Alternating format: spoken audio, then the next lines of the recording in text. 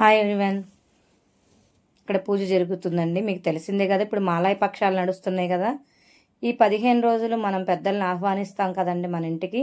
అట్లానే మా పుట్టింటి వారు కూడా పూజ చేసుకున్నారు. నేను అన్నయ్య గారు వాళ్ళ ఇంటికి వెళ్ళాను. ఇంకైతే పూజ అంతా బాగా చేశారు పంతులు గారు. మాలాయ పక్షాల్లో మనం పెద్దల్ని ఆహ్వానిస్తాము, పంతులు గారికి ఉభయం ఇస్తాము. అట్లానే మనకు తోచింది ఏదో పెద్దలకు పెట్టి మనం సంతృప్తి పడతా ఉంటాము.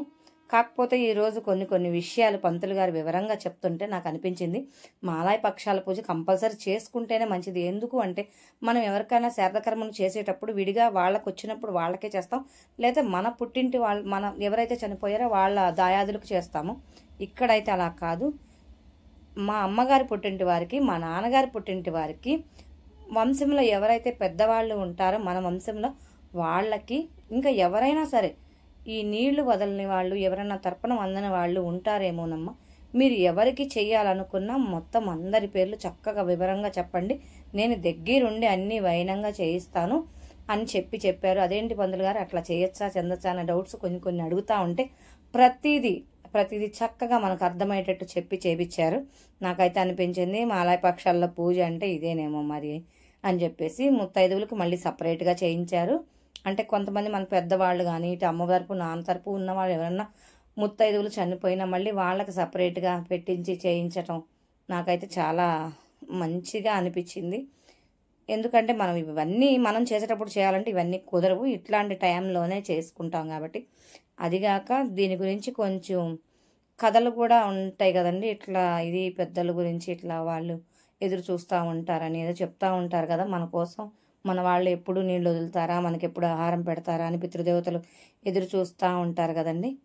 అది అట్లా కొన్ని దోషాలు ఉన్నాయమ్మా, ఇట్లా ఉంటాయి, ఇట్లా జరుగుతాయి, ఇలా చేసుకోవాలి. అదిగాక మన ఇంట్లో ఎవరైనా పెద్దవారు కానీ చనిపోతే, ఇప్పుడు మా ఇంట్లో మా అమ్మగారు చనిపోయారు. ఆమె చనిపోయినా సరే ప్రతి గుడికి వెళ్ళండి అమ్మ, దండం పెట్టుకోండి, చెయ్యండి, కొబ్బరికాయ కొట్టకూడదు, అభిషేకాలు చేయించకూడదు, కొండలు ఎక్కకూడదు అని చెప్పారు పంతులు గారు. అట్లానే ఏంటి అంటే మీరు ఏ పూజ చేసినా, ఈ సంవత్సర కాలం మీరు ఏ పూజ చేసినా ఆ ఫలితం మీ తల్లిదండ్రులకు వెళ్ళుద్ది అని చెప్పి, మీకు ఏ బాధ వచ్చినా మీ తల్లిదండ్రులు మీకు సహాయం చేయకపోయినా కానీ, స్వామి ఇట్లా వచ్చింది మా బిడ్డని కాపాడండి, చేయండి అని చెప్పి మన తరపున దేవుణ్ణి కూడా వాళ్ళు ప్రార్థిస్తారంటండి. అది ఎంతో గొప్ప విషయం కదండి. అందుకని చెప్పి కంపల్సరీ మనం ఈ తర్పణాలు అనేవి చేసుకుంటాం, మాలాయ పక్షాల్లో పూజ చేసుకుంటాం. చాలా మంచిదండి, విశిష్టత అనిపించింది నాకైతే మాత్రం. ఎందుకంటే మనం ఎప్పుడూ ఏమీ చేయలేం కదండి వాళ్ళ కోసం. మనం ఏం చేస్తున్నాం, అంత వాళ్ళకు ఒక ముద్ద, వాళ్ళు తినేది ఏదో వాళ్ళకి ఇష్టమైంది ఏదో వండి పెట్టుకుంటాం ఆ 15 రోజుల్లో, అంతే కదా అనిపించింది నాకైతే. ఆ ముందు రోజు మా ఇంట్లో కూడా మేము చేసుకున్నాము. ఇంకేంటంటే ఈరోజు అన్నయ్య వాళ్ళ ఇంట్లో జరిగింది. ఇంకా పూజలు అవి సంవత్సరం పాటు అంటే మాకు కాదు, మా అన్నదమ్ములకి చెప్పారు, ఇట్లాగండి ఇట్లా జరిగిద్దని చెప్పేసి. ఇంకా ఇదంటే తడిగుడ్డ తీసుకొచ్చి ఇమ్మన్నారు, పిండి తీసుకురమ్మన్నారు. పూజ అయితే అంతా అయిపోయింది. ఇంకా తడిగుడ్డ తీసుకొచ్చి అక్కడ వేసాము. ఎందుకంటే అవి అందులో మూట కట్టుకొని వెళ్ళాలమ్మా. ఏదన్నా బయట మనం ఏ బాగున్నా బాగోకపోయినా ఇది దేవుడు పెద్దలకు పితృదేవతలు పెట్టింది కాబట్టి అన్నీ మడి ప్రకారం చేసినట్టుగా ఉండాలి. చక్కగా సంతృప్తిగా వాళ్ళు తినాలి, తీసుకొని వెళ్ళాలి కాబట్టి మనం నియమనిష్టలతో చేయాలని చెప్పి అది శుభ్రంగా తడిగుడ్డలు వేసి మూట కట్టించి పక్కన పెట్టారు. ఆవులకో పారే నీటిలోనే వేయండి అమ్మ అని చెప్పారు. ఇంకా అదైతే అంతా పూజ అంతా కార్యక్రమం అంతా అయిపోయింది.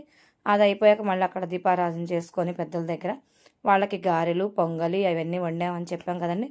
వాళ్ళకి ఇష్టమైంది మళ్ళీ మనం భోజనం వండినాక భోజనం అన్నీ పెట్టండి, పెద్దలు వచ్చి తిని వెళ్తారు. 12 గంటలకి పితృదేవతలు పూజ చేశారు కదా, అందరూ మీరు నైవేద్యం మీరు పెట్టిన వాళ్ళందరూ వస్తారు, చూస్తారు, మిమ్మల్ని ఆశీర్వదిస్తారు అని చెప్పి పంతులు గారు చెప్తుంటే మాకైతే చాలా సంతోషం అనిపించింది. వాళ్ళు ఆశీర్వదించాలని కాదు, వాళ్ళ మనస్తృప్తిగా ఉంటుంది అని చెప్పారు చూసారా, దానికి వాళ్ళ ఆశీస్సులతో పాటు వాళ్ళు తృప్తి పొందారు అనేది మనకి తృప్తే కదండి అనిపించింది. మాలాయ పక్షాల పూజ ఇలా జరిగింది మా ఇంట్లో అయితే. మా నాన్నగారు అయితే ఇప్పుడు 20 ఏళ్ల క్రితమే చనిపోయారండి. మా అమ్మగారు రీసెంట్గా చనిపోయారు. తల్లిదండ్రులు లేకపోవటం చాలా లోటు.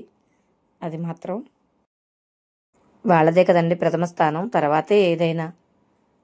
మహాలయ పక్షాలు, దాని వాడుకలో మాలయ పక్షాలు అంటున్నాం.